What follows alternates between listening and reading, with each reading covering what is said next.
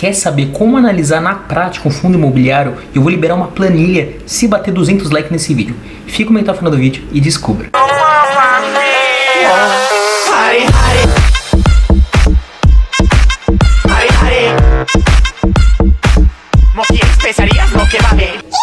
Fala, primos! Investidor da Zarábia e mais um vídeo super top. Master Blaster, vou liberar uma planilha para vocês analisar fundo imobiliário. Então, ó, primeira coisa, senta a patada de camelo no like, porque se bater 200 likes, eu vou liberar essa planilha para vocês de graça. Mas se não bater, aí só quando bater 200 likes. Então, me ajuda que eu te ajudarei, né não? Vamos lá, primos? Todo mundo tá me pedindo lá no Instagram, @investidor.dazarábia. Daza, me fala aí como é que eu faço para analisar fundo imobiliário. Eu tô perdido, eu só olho o preço sobre o valor patrimonial. Não, galera, não é só o preço sobre o valor patrimonial. Você tem que analisar muito mais coisa num fundo imobiliário. E aqui eu vou te dar algumas dicas, 8 dicas rápidas para você conseguir analisar um fundo imobiliário, comparar com algum outro e saber um preço justo para você pagar no fundo imobiliário. Então é isso que vai fazer toda a diferença. Vamos ver então como a gente funciona? Eu não entendi o que ele falou. Primeira coisa, galera, vamos ver algumas informações sobre um fundo imobiliário qualquer. Eu vou pegar um aqui de exemplo e a gente consegue aí analisar alguns pontos. E fica comigo porque eu vou te mostrar meu quadro com o modelo de Gordon, como funciona, e depois eu vou te mostrar a tabelinha que ela faz automática para você, esse cálculo e essa planilha nessa tabelinha que eu vou disponibilizar se bater 200 likes. Então me ajuda, clica no like aí que eu não curto. Seu dedo tá podre, cara. Olha seu dedo agora, ele tá podre. Quando você clicar no like, o seu dedo ele vai curar, vai virar um dedo maravilhoso. Então, o Jurandir é fogo, ele não presta atenção, presta atenção. Galera, vamos lá então, vamos ver aqui para não enrolar muito, ó. Tô com um Funds Explorer do meu parceiro Jacinto, salve Jacinto. Se você quiser analisar fundo imobiliário, ó, vem aqui no Funds Explorer, que é muito bacana, beleza? Já deixo a recomendação para vocês. Tô aqui no XP, eu coloquei aqui XPLG11, XPLG11, eu tô até gaguejando aqui que eu tô muito emocionado. Eu tô muito doido. É um fundo bem conhecido, é um fundo que bate de frente com HGLG11, né? Ambos têm um patrimônio líquido próximo, né? Mas como a gente faz para analisar esse fundo imobiliário? Eu tenho alguns pontos que eu sempre gosto de analisar em um fundo imobiliário, mas tudo depende do que? Do setor. Então a primeira coisa que você tem que analisar no fundo é o setor que ele está inserido. Se ele é um fundo logístico, se ele é um fundo de laje corporativa, se ele é um fundo de papel, né? Os CRIs, certificado de recebíveis imobiliários, se ele é um FOF, um fundo de fundo. Primeira coisa é você saber o setor. Você não pode ficar comparando aí um fundo de lajes corporativas com um fundo logístico. São de tijolos, mas tem papéis diferentes. Você está comparando aí banana com maçã, né? São frutas, mas cada fruta aí é uma composição diferente. Compara as maçãs, maçã verde, maçã vermelha, maçã Apple americana. Cara, você tem que comparar maçã com maçã, banana com banana, né? Banana da terra, banana nanica, banana doce de banana, né? O que você quiser. Então, primeira coisa, LG11 é um fundo logístico. Eu tô vendo aqui um dividend yield, eu tô vendo aqui um valor patrimonial e esse é um ponto de atenção. Muitas pessoas elas veem, na hora que vão analisar um fundo imobiliário, PVP 1,05, tá caro, né? O que é o preço sobre o valor patrimonial? É o preço da cota, né, 115, sobre o valor patrimonial por ação. O valor patrimonial é o valor investido em todo o patrimônio do fundo, né? Quando você investe no patrimônio, o gestor do fundo imobiliário ele vai pegar esse valor, todo esse valor recebido e vai aplicar isso, comprando aí ou posições em galpões logísticos, levantando um galpão logístico do zero. Tudo isso tem um valor patrimonial.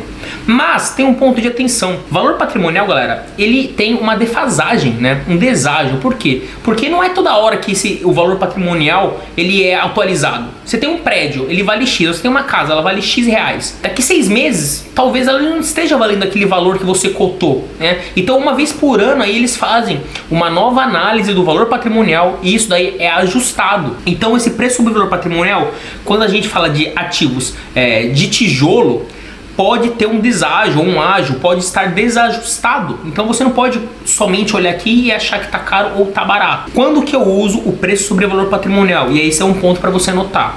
Quando é um FOF, quando é um CRI, né? Por quê? Fundos de fundos, o valor patrimonial ele está baseado na cota. O gestor ele vai pegar, ele não vai investir num prédio, ele vai investir numa outra cota, num outro ativo, num outro fundo imobiliário.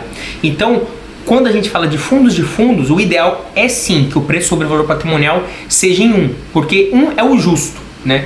Menos que 1, desconto, acima de 1, tá com preço a mais, ele está pagando um prêmio a mais, né? Então, quando é fundos de fundos, eu gosto sim de escolher os que estejam abaixo de 1. Quando é tijolo, não necessariamente porque tá acima de 1 que tá caro, beleza?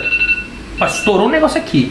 Quando é CRIs, mesma coisa, porque é um fundo de papel, né? Fundos de recebíveis. Também no caso de papéis, eu gosto que esteja em 1. Acima de 1 tá caro, abaixo de 1 tem um desconto, beleza? Então, primeira coisa, setor. Segundo, olhar o preço sobre valor patrimonial, mas sempre analisando aí se é um tijolo ou é FOF ou é CRI. O que a gente tem que analisar aqui? Ativos, localização e qualidade dos ativos, galera. A gente vê que o XPLG, ele tem uma taxa de administração razoável, não vejo que é tão alta, né? 0,95 ao ano. Tem uma taxa de performance, também você tem que analisar isso. Se você for comparar com algum outro fundo, se analisa a taxa de performance. O Jacintão aqui, ó. Jacinto, tamo junto. O Jacinto fica legal de barba, hein? Ele queria deixar a barba pra sempre, velho. Aqui você consegue ver o quê? Os últimos 12 meses, os rendimentos que o fundo pagou, né? Mas a gente sabe, galera, que 2020 não foi um ano fácil, né? Então não tem como você tirar como base 2020, né? Porque muitos fundos aí reajustaram os dividendos, muitas empresas, muitas lojas ou muitos contratos, eles tiveram que ser postergados, né? Tiveram uma defasagem no pagamento. Então o que eu fiz aqui? Eu olhei 2019, né? Quanto que o XPLG pagou em 2019 de dividendos, né? E aí ele pagou aqui 7,67 R$7,67, né? Por cota, 2019. Então, porque se olhasse os últimos 12 meses, ele acabou pagando em 6,90, né? Pouquinho a menos, porque a gente sabe que tudo que aconteceu no Brasil, né, galera? E aí, no final, que você tem o que, ó? Os ativos, galera. Eu gosto muito de me atentar para os ativos, para os contratos existentes, né? Você consegue ver que tem 13 ativos, 13 galpões em 6 estados diferentes, e a grande parte aqui está em São Paulo, né? Você tem aqui Santa Catarina e também você tem Rio de Janeiro, né? E Rio Grande do Sul. Então aqui você vê que Sul e Sudeste é a parte mais forte do fundo, tá? E eu acho bem interessante isso. E aí você tem alguns clientes, né? Que são clientes interessantes. O Dia, você tem aqui outro complexo do Dia, o Leroy Merlin, que eles estavam subindo, né? Da Panasonic, você tem complexo, né? Que aí você tem mais clientes dentro de um próprio complexo, então é um galpão dividido. Você tem lojas Renner, você tem Via Varejo, entre outros, né? Como identificar, né, de forma detalhada, e aí isso é um ponto de atenção que eu também uso, é você ir no RI, o fundo imobiliário que você quer, né, o FII que você quer. Por exemplo, o XPLG, ele tem essa página de RI muito interessante, tá? Você vê que eles têm muitos detalhes e muitas informações, então isso é um ponto de atenção também. Se atente ao relatório gerencial mensal que o gestor ele lança, se tem qualidade da informação, se eles sempre estão informando, né, o cotista sobre as mudanças, porque se ele tem uma estrutura, né, uma administradora forte por trás e tem uma estrutura de informação, isso é um ponto positivo para o fundo imobiliário. Se eu abrir, por exemplo, aqui, ó, de outubro, o relatório mensal como um exemplo, tá? Tô abrindo aqui para vocês, ó, vocês conseguem ver, né, a riqueza de detalhes desse relatório. Isso é bem interessante, tá? Porque você vê que o relatório tem 9 páginas, você vê que tem os comentários do gestor, e é muito bom você sempre se atentar aí como o gestor está falando sobre a posição do fundo imobiliário naquele determinado momento, a distribuição dos rendimentos. Você consegue ver aqui a parte das receitas do fundo, ó, quanto veio de receita, quanto veio de despesa. Você faz um acompanhamento horizontal depois, vendo se as despesas estão crescendo muito, você vê se as receitas estão acompanhando esse crescimento também. Você vê o resultado do fundo e a distribuição por cota, tá? O benchmark do fundo também é muito interessante.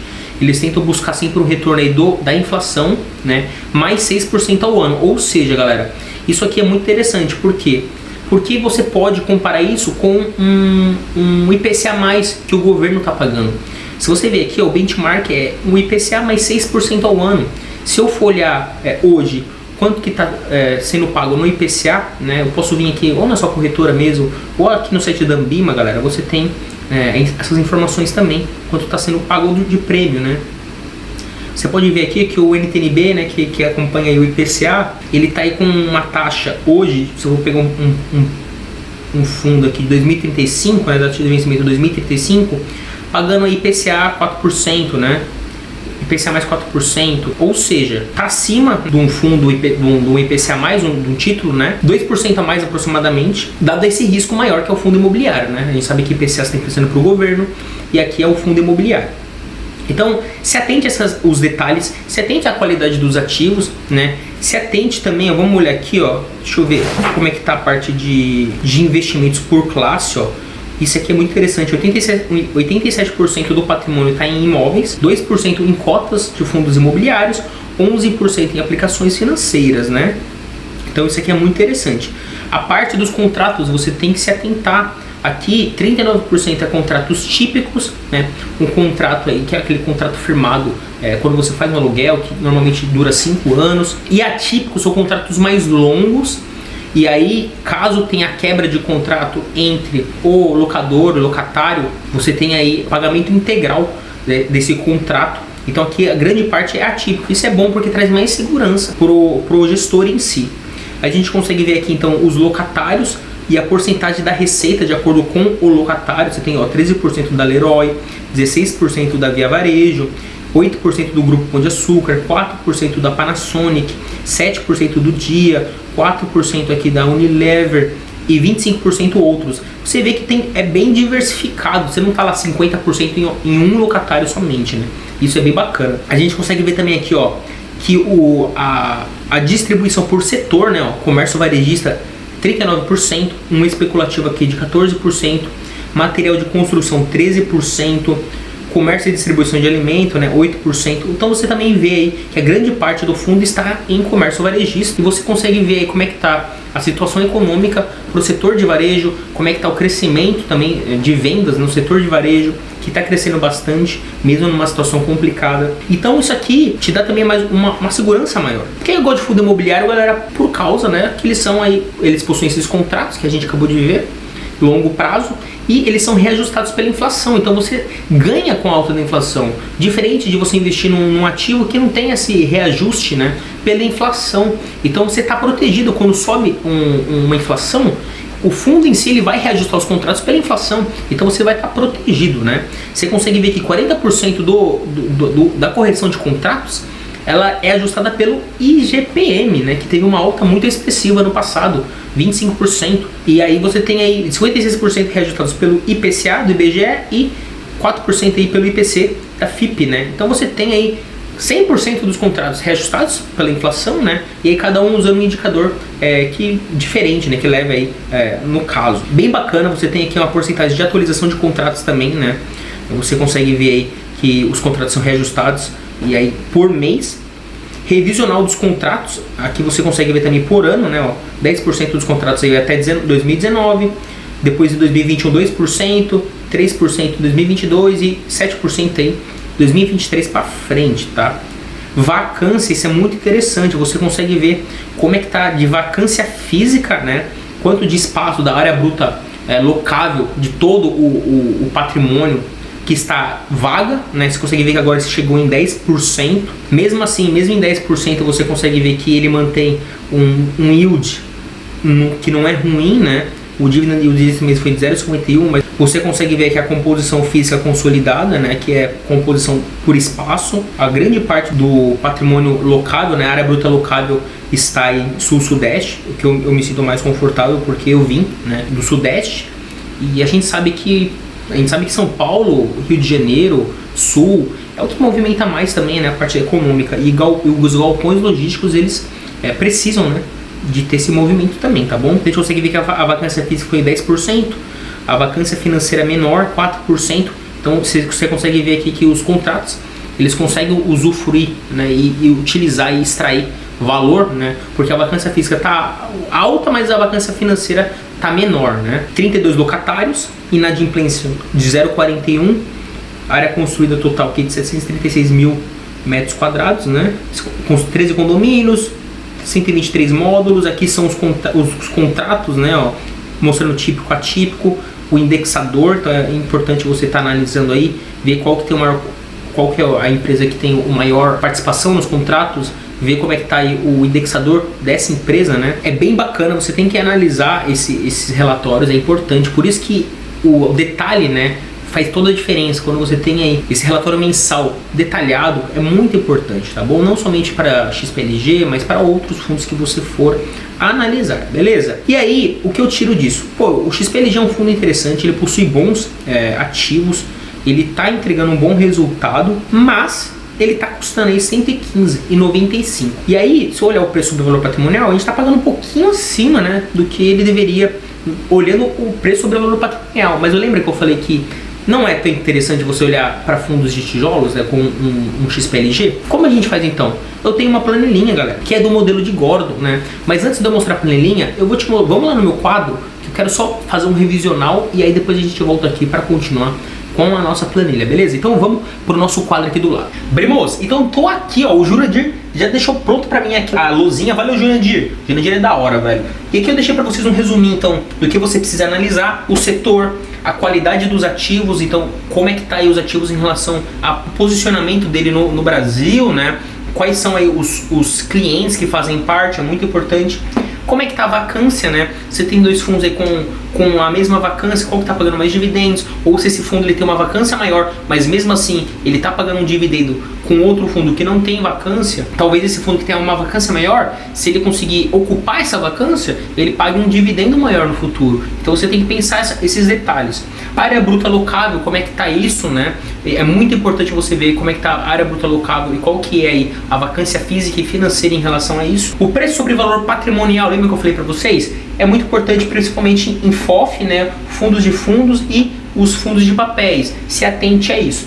Dividendos pagos, você vê a recorrência de dividendos pagos, né? Tirando o ano passado que foi bem complicado, olha os outros anos, 2019, 2018, 2017, qual que foi essa recorrência de dividendos pagos? E aí a gente chegou em preço. Preço é muito importante. E como a gente consegue analisar esse preço, galera? Aqui, ó, o modelo de Gordon. Dá para você adaptar o modelo de Gordon para os fundos imobiliários. Eu faço isso e vem dando muito certo, beleza? O que a gente vai ver aqui, galera? A gente tem, ó, o P0 igual a D1 sobre K menos G, né? Aqui o P0 seria o preço que a gente está buscando. O D1 seria os dividendos que serão pagos. Porém, com o fundo imobiliário, o que eu faço, galera? Eu analiso aqui os últimos dividendos pagos, né? Quanto que ela pagou no último ano? Como 2020 foi muito complicado, porque teve vários reajustes de contratos, teve muita inadimplência, olhei 2019, peguei lá 2019, qual que foi os dividendos pagos durante o ano e anotei essa informação. O K, galera, é uma taxa de desconto. Qual que é a taxa de desconto? Por quê? Porque a gente precisa ter uma taxa de desconto para colocar no preço embutido. A gente está investindo numa renda variável, fundo imobiliário. Se eu investisse num IPCA+, que é do governo, eu tenho aqui uma segurança, porque eu estou emprestando dinheiro para o governo, eu vou estar protegido também da inflação, então tem que levar isso em consideração. E então aqui no caso, no K, eu utilizo a taxa de desconto como um título do governo, e nesse caso o IPCA+. Por quê? Porque fundos imobiliários, a gente viu que os contratos eles são revisados, né? Revisados aí pela inflação. Então eu vou pegar um título também que tenha um revisional pela inflação. Então no caso do K, que é a taxa de desconto, eu utilizo aí um título IPCA+, eu vou mostrar para vocês. E o G é a taxa de crescimento. Nesse caso aqui, eu vou desconsiderar a taxa de crescimento pro fundo imobiliário. Eu vou colocar como zero, tá bom? Então nesse caso, a taxa de crescimento eu vou colocar como zero. Quer ver como funciona na prática para ficar muito mais claro? Vamos lá para a tela do meu computador. Ó, e lembrando, eu vou disponibilizar essa planilha aqui se bater 200 likes. Então senta a patada de camelo. Bora! Brimoso, então eu tô aqui, ó, na tela do meu computador novamente. E vocês podem ver então a planilhinha que eu fiz, né? Do modelo de Gordon para os fundos imobiliários. Então essa aqui que eu vou disponibilizar para vocês, tá? Clica no like aí que eu libero para vocês a planilha. Então aqui, como eu falei aqui, o D, né, que é os dividendos, eu botei aqui 7,60. Por quê? Eu fui no Funds Explorer do Jacintão e aí aqui eu consegui ver lá em 2019 quais foram os dividendos pagos, né? E eu peguei 2019 como base, tá? Não peguei 2020. Mas aí você pode pegar 2019, 2020, você ajusta do seu jeito. Eu peguei 2019, botei o ano inteiro e aí deu uma soma de R$ 7,67. E é isso que eu coloquei na minha planilhinha, tá? R$ 7,67. Beleza? É aí o prêmio de risco, galera. O prêmio de risco, como a gente falou, né? É aquele desconto, o prêmio que eu quero. Qual que é o prêmio de risco para eu colocar no fundo imobiliário? Eu vou comparar com aí um IPCA, né, da vida. Como eu mostrei para vocês no site da Ambima, né? A gente tem aqui alguns títulos Lembra, a gente tem aqui o título 2035 pagando 4%. 4% mais o IPCA. A gente não sabe qual que é o IPCA, né? O IPCA vai ser no futuro. 2035 tem o quê, cara? 14 anos pela frente. Então a gente não sabe, né? Então a gente usa uma expectativa, usa uma média de quanto você acha que pode estar o IPCA nesse período, ao longo desses períodos. Então, esse ano 2021, a expectativa do IPCA é 3,75. Não sei se vai ser 3,75. Pode ser um pouquinho, 1,5, 1,5 para baixo, 1,5 para cima, né? Ele tem, o Banco Central ele tem essa opção aí de ter o teto e ter o piso, né? Então, a gente pode colocar, nesse caso, 4% mais 3,5% vai dar uns 7,5%, né? 7,5% é um valor que está na média.